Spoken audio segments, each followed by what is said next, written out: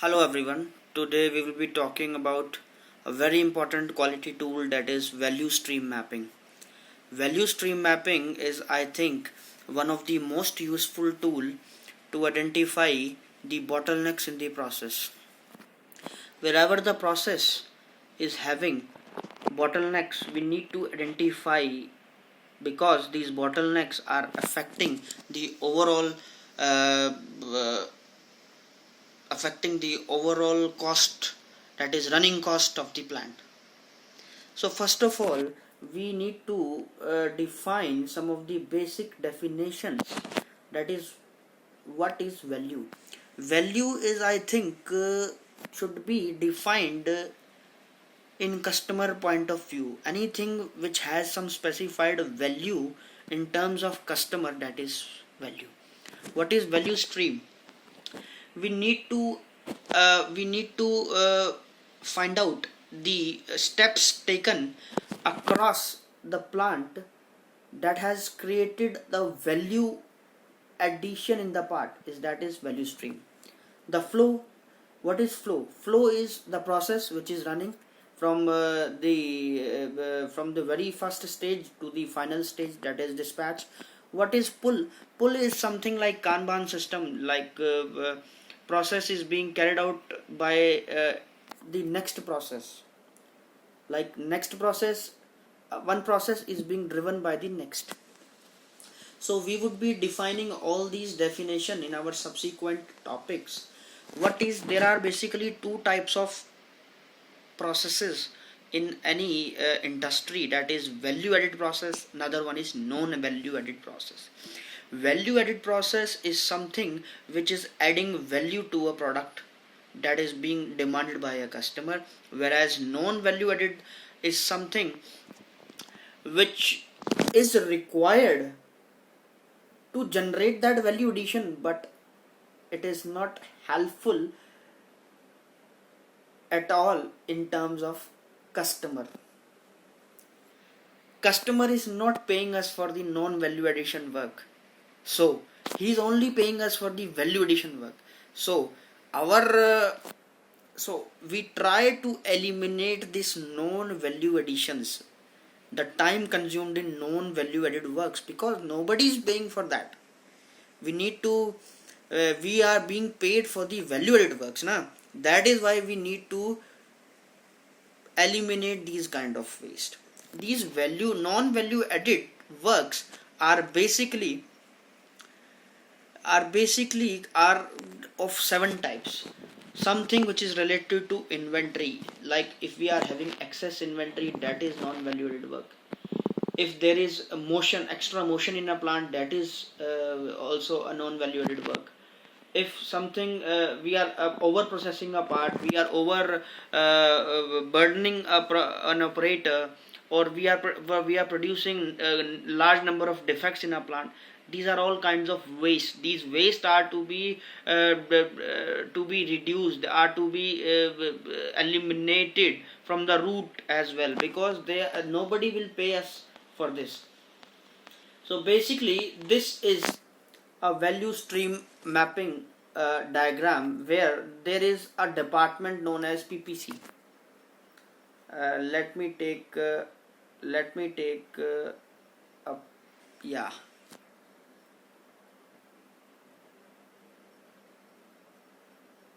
yeah there is a process control, production planning and control department, which is which has a direct interaction with supplier as well as the customer. So when they are interacting with the customer gives them a monthly order, whereas this PPC gives a weekly order to the supplier for the child part manufacturing. So they are basically comes in the category of information flow. Now what is material flow? Material flow is like the supplier has manufactured the child part, being required or being ordered by the production and control, is being supplied to the manufacturing station at process A. Let us suppose process A is having the inventory of 700 numbers at its end. Therefore the new material will take a lead time, will take some time to be to being processed. This is known as the known value added. The product has to be wait because of this inventory. When it is being passed on to the another process, there is another inventory in between A and B. This inventory also need the inventory between process A and B will also hold some time. This will consume some of the waiting time for the material that has been finished by the process A. Similarly, there is also inventory between B and C. Likewise, these all yellow triangles are basically the non-value addition to this outflow. Whereas the processing time of this A of the process A is 300 seconds, process B it is 45, process C it is 240. The overall overall processing time is almost equals to 500 seconds, whereas the waiting time that is equivalent to I think 14 days. This is production lead time. So basically this third element in the value stream mapping is time and lead time ladder, where we will be calculating the two times of time. One is the direct impacting on the product, that is the cycle time or the processing time, and other one is the waiting time. So this wait time is the lead time, and then this product is being shipped to the customer. So one can imagine that the processing time is much less than the waiting time or the lead time. So we would find out the bottleneck in the process, where we will be calculating the process cycle efficiency by dividing this processing time to this lead time multiply by 100. That process cycle time we would be that process cycle efficiency would must lie in between 10 to 20%. That will be good enough. If it is less than 20%, then we need to identify the waste. I think in any process basically 95% of the time is being utilized in the non value added works, and we need to reduce that non value added works. So basically how to reduce that non value added works? First of all, we need to identify the roadblocks in the process. What are the roadblocks, what are the hotspots, what are the bottlenecks in the process? Likewise, sometimes cycle time of a process is more than the tech time, then we need to reduce the cycle time of the process, otherwise we would not be meeting the customer demand. This is the very first point. The second point is we should have some internal kind of pull system, like the process A is being driven by process B, then there will be much less inventory in between. That inventory is consuming the most of the waiting time, and that time is equals to money. We should also reduce the changeover time for any process. Likewise, if we are working on any one process and that process changeover, if any model changes from process A or a part is being changed from the process A to B, then that process also needs the process also, the changeover process will also consume some time. That times also need to be reduced.